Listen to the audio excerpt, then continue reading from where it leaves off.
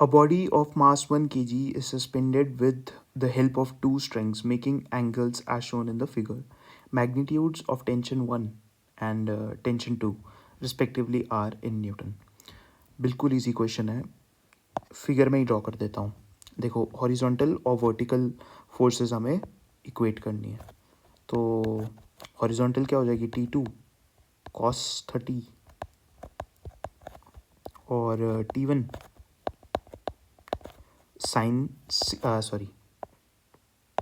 cos 60 है ना. Vertical में दोनों फोर्सेस एडअप हो जाएगी क्योंकि वर्टिकल में दो फोर्सेस हैं. तो T1 sine 60 degrees plus T2 sine 30 degree.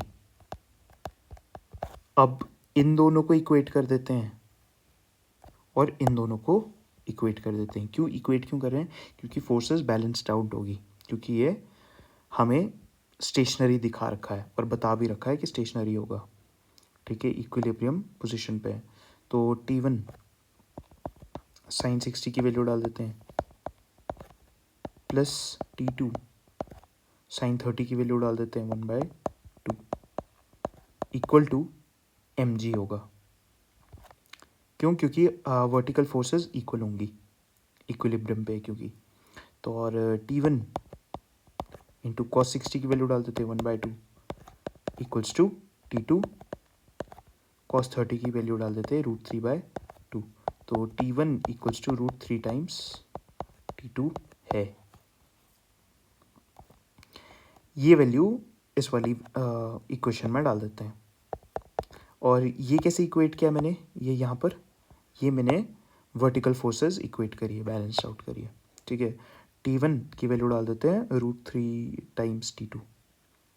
T2 की वैल्यू आ जाएगी फिर यहाँ से √3 times T2 into √3/2 plus T2 T2 into 1/2 equals to m की वैल्यू दे रखी है 1 और g की वैल्यू 10 दे रखी है. तो ये आ जाएगा अपना 3 इंटू √3 तो 3/2 प्लस 1/2 मतलब 2 T2 इक्वल्स टू 10. T2 की वैल्यू कुछ नहीं आ गई, 5 आ गई. और T1 की वैल्यू कैसे आ जाएगी, इसको यहाँ डाल देते हैं. तो T1 इक्वल्स टू 5√3. अब हमसे क्या पूछ रखा है कि T1 और T2 की वैल्यू रिस्पेक्टिवली बताओ, है ना. तो T1 की 5 इंटू √3, तो 5 इंटू √3 और T2 की वैल्यू 5. तो ऑप्शन ए आ जाएगा. एकदम सिंपल सवाल था.